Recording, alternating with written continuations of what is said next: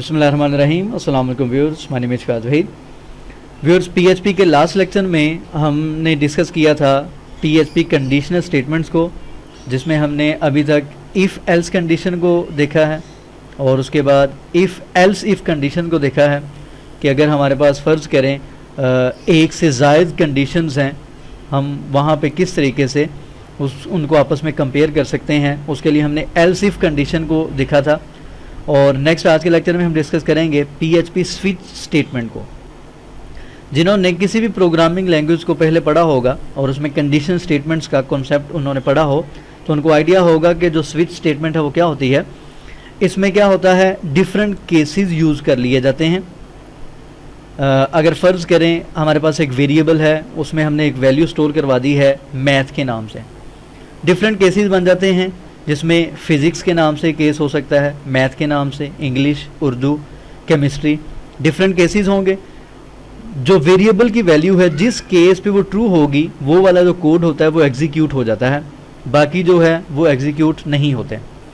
तो switch statement को इस मकसद के लिए यूज़ किया जाता है। इसका जो जनरल सिंटैक्स है वो क्या है, उसके लिए आप ये डायग्राम आपके सामने है। इसका जो जनरल सिंटैक्स हम यूज़ करेंगे उसमें क्या करेंगे, स्विच का हम यहाँ पे कीवर्ड यूज़ करेंगे और यहाँ पे आपको एन एक्सप्रेशन हम यहाँ पे राइट करेंगे। एक्सप्रेशन से मुराद ये है कि आप यहाँ पे वेरिएबल का नेम राइट कर सकते हैं, एक्सप्रेशन राइट कर सकते हैं।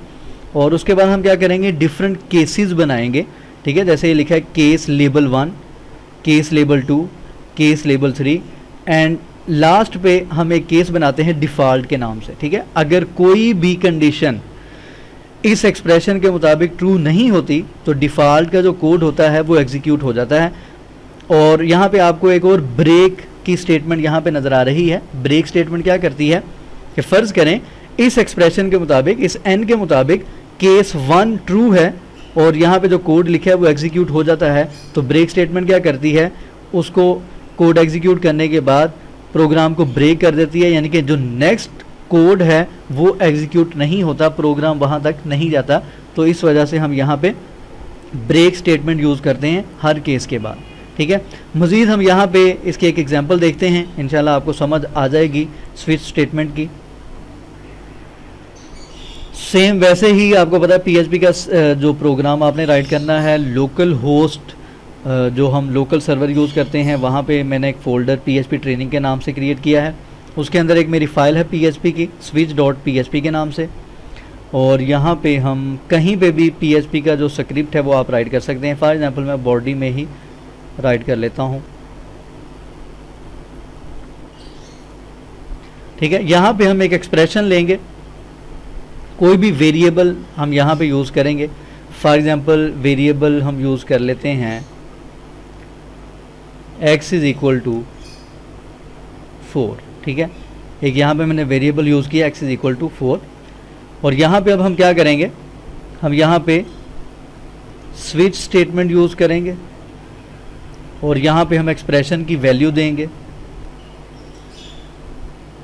यानी कि मैं यहाँ पे जो वेरिएबल मैंने यूज़ किया है उसको मैं यहाँ पे यूज़ कर लूँगा। ठीक है, उसके बाद अब हम क्या करेंगे, यहाँ पे डिफरेंट केस हम यहाँ पे बनाएंगे।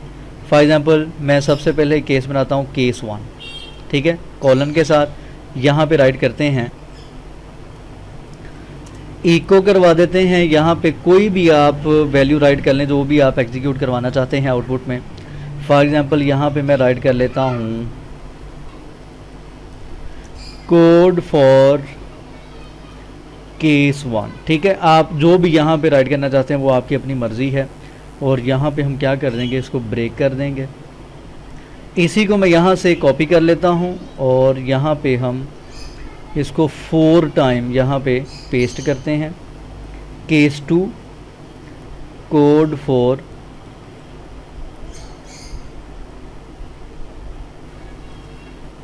Case 2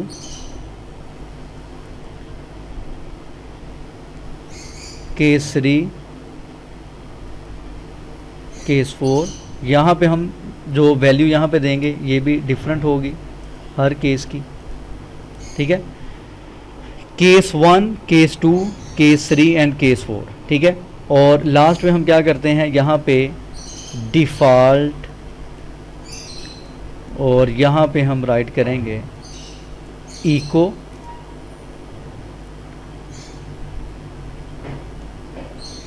code for default case. ठीक है, फॉर एग्जांपल ये हम राइट कर देते हैं। ठीक है, मैंने यहाँ पे क्या किया है, एक एक्सप्रेशन मैंने यहाँ पे लिया है x इज इक्वल टू 4, उसके बाद स्विच स्टेटमेंट हमने यूज़ किया है और यहाँ पे अब हम कंपेयर करेंगे केस 1, केस 2, केस 3, केस 4, ये सारे केसेस को हम 1 बाय 1 चेक करेंगे कि कौन सा केस है जो ट्रू है। यहाँ पे अगर हम देखें तो यहाँ पे लेबल की वैल्यू 1 है, यहाँ पे 2 है, ये केस भी फॉल्स हो जाएगा क्योंकि यहाँ पे वैल्यू 1 है, जबकि हमारे पास जो वेरिएबल की वैल्यू है वो क्या है, वो 4 वैल्यू है। ठीक है, यहाँ पे चेक किया जाएगा केस 2, यहाँ पे वैल्यू 2 है, यहाँ पे वैल्यू 3 है, यहाँ पे वैल्यू 4 है। ये वाला जो कोड होगा, ये वाला जो ये एग्जीक्यूट हो जाएगा क्योंकि ये यहाँ पे कंडीशन ट्रू होती है। इसको सेव करते हैं और यहाँ पे रिफ्रेश करते हैं तो आप यहाँ पे देख सकते हैं, इसको थोड़ा सा अगर मैं जूम करूँ, कोड फॉर केस 4। ठीक है, हम यहाँ पे वैल्यू चेंज कर देते हैं। फॉर एग्जांपल मैं यहाँ पे वैल्यू 5 कर देता हूँ। अब किसी भी केस के साथ ये वैल्यू मैच नहीं कर रही। ठीक है, यहाँ पे डिफ़ॉल्ट में मैं राइट कर देता हूँ मिसमैच। ठीक है, एक्सप्रेशन मिसमैच, कुछ भी राइट कर दें। इसको रिफ्रेश करें, अब देखिए हमारे पास आंसर क्या आ रहा है आउटपुट में, एक्सप्रेशन मिसमैच।